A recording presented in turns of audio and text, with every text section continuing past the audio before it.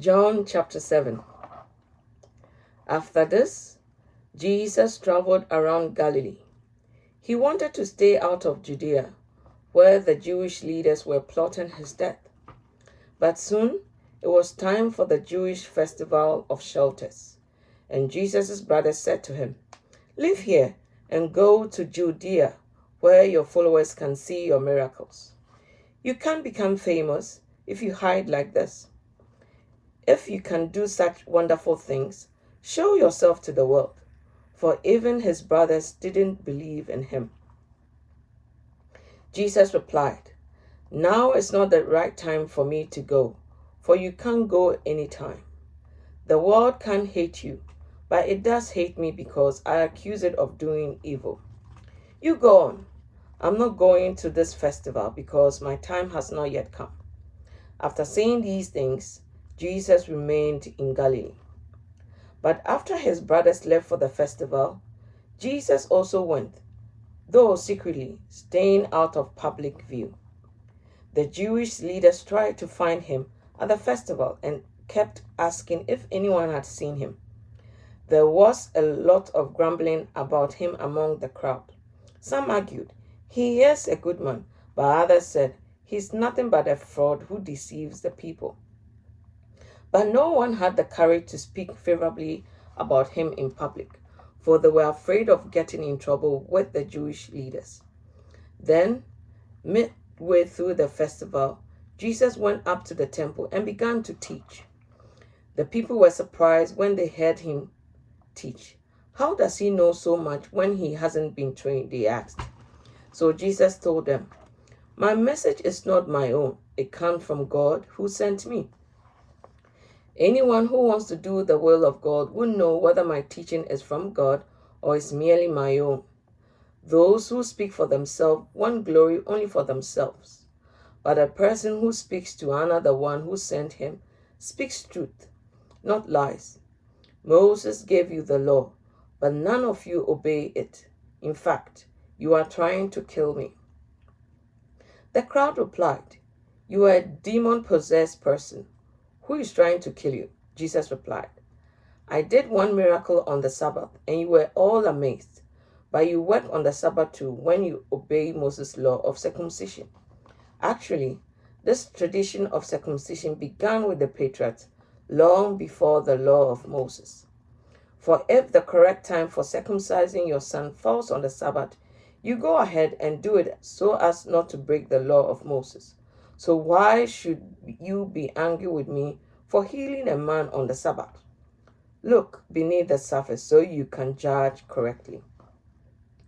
Some of the people who lived in Jerusalem started to ask each other, "Isn't this the man they are trying to kill? But here he is, speaking in public, and they say nothing to him. Could our leaders possibly believe that he is the Messiah? But how could he be? For we know where this man comes from. When the Messiah comes, he would simply appear. No one would know where he comes from." While Jesus was teaching in the temple, he called out, "Yes, you know me, and you know where I come from. But I'm not here on my own. The one who sent me is true, and you don't know him. But I know him because I come from him, and he sent me to you." Then the leaders tried to arrest him, but no one laid a hand on him because his time had not yet come. Many among the crowds at the temple believed in him. After all, they said, "Would you expect the Messiah to do more miraculous signs than this man has done?" When the Pharisees heard the crowds were whispering such things, they and the leading priests sent temple guards to arrest Jesus. But Jesus told them, "I will be with you only a little longer. Then I'll return to the one who sent me. You will search for me, but none will find me, and you cannot go where I am going." The Jewish leaders were puzzled by this statement. "Where is he planning to go?" they asked. "Is he thinking of leaving the country and going to the Jewish in the other lands? Maybe he will even teach the Greeks. What does he mean when he says, 'You will search for me, but you will not find me, and you cannot go where I am going'?" On the last day, the climax of the festival, Jesus stood and shouted to the crowds, "Anyone who is thirsty may come to me. Anyone who believes in me may come and drink. For the scriptures declare, rivers of living water will flow from his heart."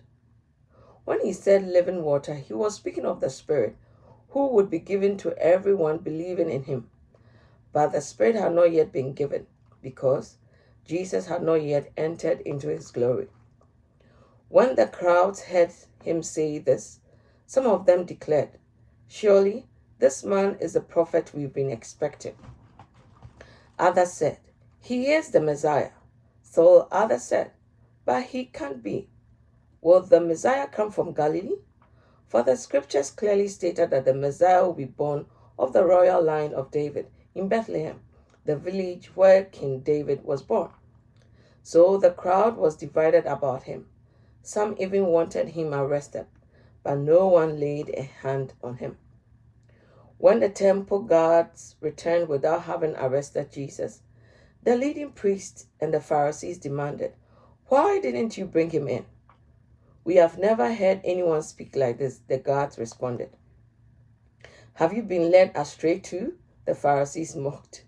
"Is there a single one of us, rulers or Pharisees, who believes in him? This foolish crowd follows him, but they are ignorant of the law. God's curse is on them." Then Nicodemus, the leader who had met with Jesus earlier, spoke up. "Is it legal to convict a man before he is given a hearing?" he asked. They replied, "Are you from Galilee too? Search the scriptures, and you see for yourself, no prophet ever comes from Galilee." Then the meeting broke up, and everyone went home. Chapter 8. Jesus returned to the Mount of Olives, but early the next morning, he was back again at the temple. A crowd soon gathered, and he sat down and taught them. As he was speaking, the teachers of religious law and the Pharisees brought a woman who had been caught in the act of adultery. They put her in front of the crowd. "Teacher," they said to Jesus, "this woman was caught in the act of adultery. The law of Moses says to stone her. What do you say?" They were trying to trap him into saying something they could use against him, but Jesus stooped down and wrote in the dust with his fingers. They kept demanding an answer, so he stood up again and said, "All right, but let the one who has never sinned throw the first stone." Then he stooped down again and wrote in the dust. When the accusers heard this, they slipped away one by one, beginning with the oldest, until only Jesus was left in the middle of the crowd with the woman. Then Jesus stood up again and said to the woman, "Where are your accusers? Didn't even one of them condemn you?" "No, Lord," she said. And Jesus said, "Neither do I. Go and sin no more." Jesus spoke to the people once more and said, "I am the light of the world. If you follow me, and you won't have to walk in darkness, because you will have the light that leads to life." The Pharisees replied, "You are making those claims about yourself. Such testimony is not valid." Jesus told them, "These claims are valid even though I make them about myself, for I know where I came from and where I am going. But you don't know this about me. You judge me by human standards, but I do not judge anyone. And if I did, my judgment will be correct in every respect because I am not alone. The Father who sent me is with me. Your own law says that if two people agree about something, their witness is accepted as fact. I am one witness, and my Father who sent me is the other."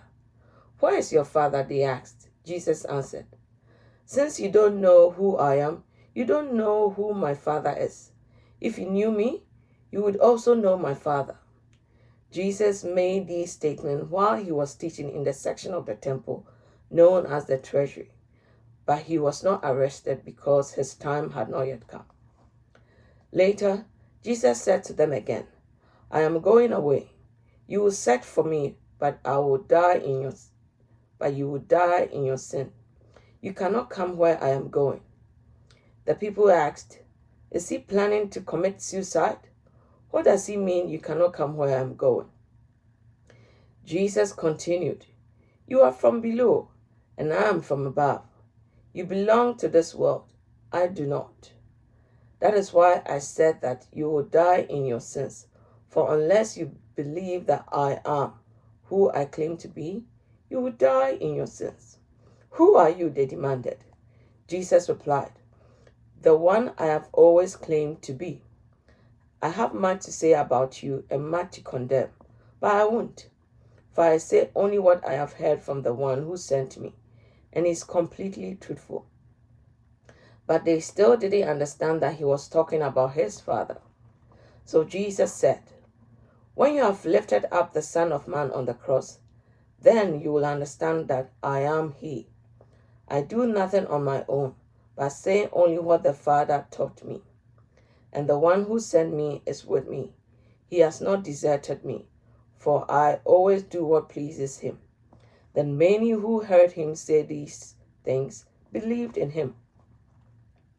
Jesus said to the people who believed in him, "You are truly my disciples if you remain faithful to my teachings, and you will know the truth, and the truth will set you free." "But we are the descendants of Abraham," they said. "We have never been slaves to anyone. What do you mean you will be set free?" Jesus replied, "I tell you the truth. Everyone who sins is a slave of sin. A slave is not a permanent member of the family, but a son is part of the family forever. So if the Son sets you free, you are truly free. Yes, I realize that you are descendants of Abraham, and yet some of you are trying to kill me because there's no room in your heart for my message. I'm telling you what I saw when I was with my father, but you are following the advice of your father. Our father is Abraham," they declared. "No," Jesus replied, "for if you were really the children of Abraham, you would follow his example. Instead, you are trying to kill me because I told you the truth, which I heard from God. Abraham never did such a thing. No, you are imitating your real father." They replied, "We aren't illegitimate children. God himself is our true father."